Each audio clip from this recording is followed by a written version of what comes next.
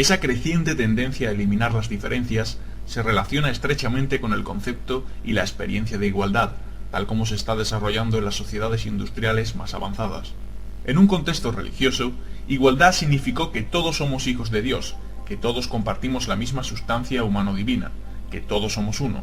Significaba también que deben respetarse las diferencias entre los individuos, que si bien es cierto que todos somos uno, también lo es que cada uno de nosotros constituye una entidad única, un cosmos en sí mismo. Tal convicción acerca de la unicidad del individuo se expresa, por ejemplo, en la sentencia talmúdica: quien salva una sola vida es como si hubiera salvado a todo el mundo. Quien destruye una sola vida es como si hubiera destruido a todo el mundo.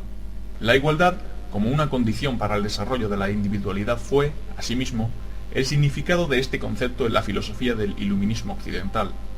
Denotaba, como lo formuló muy claramente Kant, que ningún hombre debe ser un medio para que otro hombre realice sus fines, que todos los hombres son iguales en la medida en que son finalidades, y sólo finalidades, y nunca medios los unos para los otros.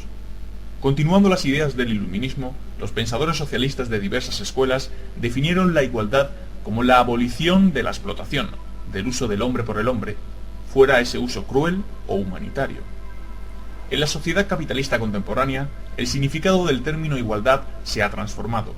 Por él se entiende la igualdad de los autómatas, de hombres que han perdido su individualidad. Hoy en día, igualdad significa identidad, antes que unidad. Es la identidad de las abstracciones, de los hombres que trabajan en los mismos empleos, que tienen idénticas diversiones, que leen los mismos periódicos, que tienen idénticos pensamientos e ideas. En este sentido, también deben recibirse con cierto escepticismo algunas conquistas generalmente celebradas como signos de progreso, tales como la igualdad de las mujeres. Me parece innecesario aclarar que no estoy en contra de tal igualdad, pero los aspectos positivos de esa tendencia a la igualdad no deben engañarnos.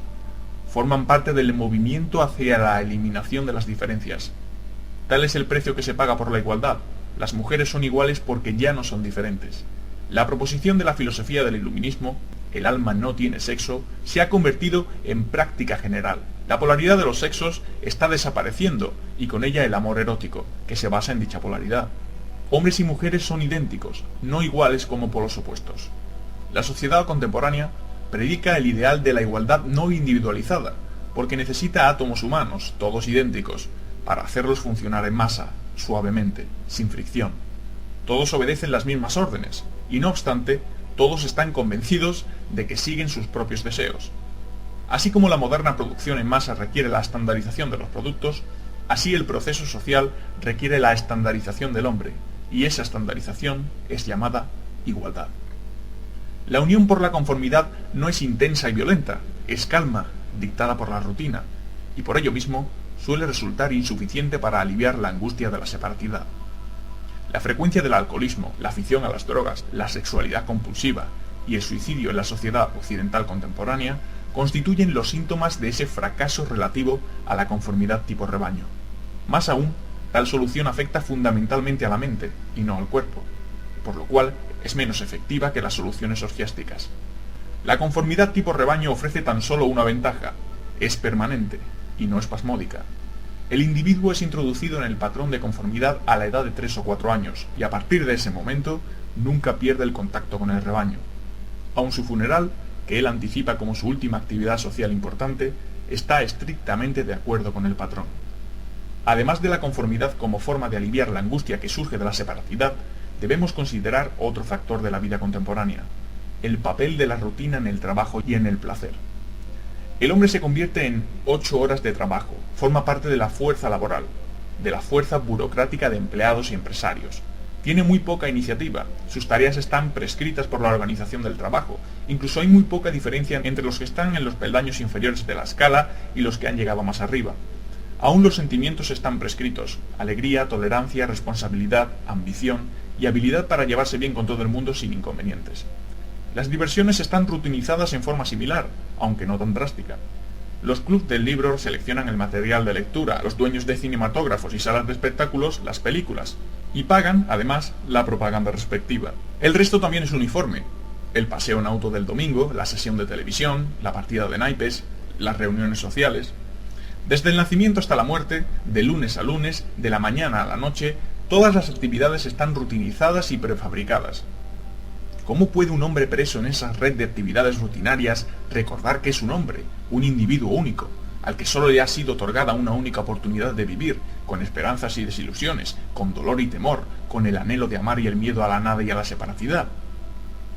Una tercera manera de lograr la unión reside en la actividad creadora, sea la del artista o la del artesano. En cualquier tipo de tarea creadora, la persona que crea se une con el material, que representa el mundo exterior a él.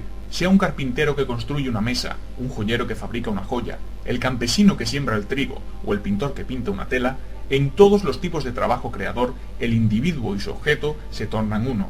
El hombre se une al mundo en el proceso de creación. Esto, sin embargo, solo es válido para el trabajo productivo, para la tarea en la que yo planeo, produzco, veo el resultado de mi labor. Actualmente, en el proceso de trabajo de un empleado o un obrero en la interminable cadena, poco queda de esa cualidad unificadora del trabajo. El trabajo se convierte en un apéndice de la máquina o de la organización burocrática. Ha dejado de ser él, y por eso mismo no se produce ninguna unión aparte de la que se logra por medio de la conformidad. La unión alcanzada por medio del trabajo productivo no es interpersonal. La que se logra en la fusión orgiástica es transitoria. La proporcionada por la conformidad es sólo pseudounidad. Por lo tanto, constituyen meras respuestas parciales al problema de la existencia. La solución plena está en el logro de la unión interpersonal, la fusión con otra persona, en el amor. Ese deseo de fusión interpersonal es el impulso más poderoso que existe en el hombre. Constituye su pasión más fundamental, la fuerza que sostiene a la raza humana, al clan, a la familia y a la sociedad. La incapacidad para alcanzarlo significa insania o destrucción, de sí mismo o de los demás. Sin amor, la humanidad no podría existir un día más. Sin embargo, si llamamos amor al logro de la unión interpersonal, nos vemos frente a una seria dificultad. La fusión puede lograrse en distintas formas, y las diferencias no son menos significativas que lo que tienen en común las diversas formas del amor. ¿Deberíamos llamar amor a todas ellas? ¿O tendríamos que reservar la palabra amor únicamente para una forma específica de unión, una forma que ha sido la virtud ideal de todas las grandes religiones y sistemas filosóficos humanísticos en los 4000 años de historia occidental y oriental? Como ocurre en todas las dificultades semánticas, la respuesta solo puede ser arbitraria. Lo importante es que sepamos a qué clase de unión nos referimos cuando hablamos de amor. ¿Trátese del amor como solución madura al problema de la existencia? ¿O nos referimos a esas formas inmaduras de amar que podríamos llamar unión simbiótica? En los pasajes siguientes solo usaré el término amor para designar la primera alternativa. Comenzaré el examen del amor con la segunda. La unión simbiótica tiene su patrón biológico en la relación entre la madre embarazada y el feto. Son dos, y sin embargo uno solo. Viven juntos, simbiosis, se necesitan mutuamente. El feto es parte de la madre y recibe de ella cuanto necesita. La madre es su mundo, por así decirlo. Lo alimenta, lo protege, pero también su propia vida se ve realzada por él. En la unión simbiótica psíquica, los dos cuerpos son independientes, pero psicológicamente existe el mismo tipo de relación. La forma pasiva de la unión simbiótica es la sumisión, o, para usar un término clínico, el masoquismo. La persona masoquista escapa del intolerable sentimiento de aislamiento y separatidad, convirtiéndose en una parte de otra persona que la dirige, la guía, la protege, que es su vida y el aire que respira, por así decirlo. Se exagera el poder de aquel al que uno se somete, se trate de una persona o de un dios. Él es todo, yo soy nada, salvo en la medida en que formo parte de él. Como tal, comparto su grandeza, su poder, su seguridad. La persona masoquista no tiene que tomar decisiones, ni correr riesgos, nunca está sola, pero no es independiente, carece de integridad, no ha nacido aún totalmente. En un contexto religioso, el objeto de la adoración recibe el nombre de ídolo. En el contexto secular, de la relación amorosa masoquista, el mecanismo esencial, de idolatría, es el mismo. La relación masoquista puede estar mezclada con deseo físico, sexual. En tal caso, trátese de una sumisión de la que no solo participa la mente, sino también todo el cuerpo. Puede ser una sumisión masoquista ante el destino, la enfermedad, la música rítmica, el estado orgiástico producido por drogas o por un trance hipnótico. En todos los casos, la persona renuncia a su integridad, se convierte en un instrumento de alguien o algo exterior a él. No necesita resolver el problema de la existencia por medio de la actividad productiva. La forma activa de la fusión simbiótica es la dominación, o para utilizar el término correspondiente a masoquismo, el sadismo. La persona sádica quiere escapar de su soledad y de su sensación de estar aprisionada, haciendo de otro individuo una parte de sí misma. se siente acrecentada y realzada incorporando a otra persona que la adora.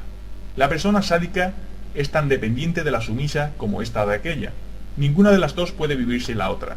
La diferencia solo radica en que la persona sádica domina, explota, lastima y humilla, y la masoquista es dominada, explotada, lastimada y humillada.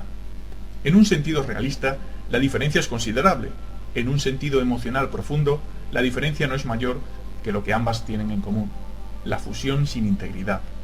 Desde ese punto de vista, tampoco es sorprendente encontrar que, por lo general, una persona reacciona tanto en forma sádica como masoquista, habitualmente con respecto a objetos diferentes. Hitler reaccionaba sádicamente frente al pueblo, pero con una actitud masoquista hacia el destino, la historia, el poder superior de la naturaleza. Su fin, el suicidio en medio de la destrucción general, es tan característico como lo fueron sus sueños de éxito, el dominio total. En contraste con la unión simbiótica, el amor maduro significa unión a condición de preservar la propia integridad, la propia individualidad. El amor es un poder activo en el hombre, un poder que atraviesa las barreras que separan al hombre de sus semejantes y lo une a los demás. El amor lo capacita para superar su sentimiento de aislamiento y separatidad, y no obstante le permite ser él mismo, mantener su integridad. En el amor se da la paradoja de dos seres que se convierten en uno, y no obstante siguen siendo dos.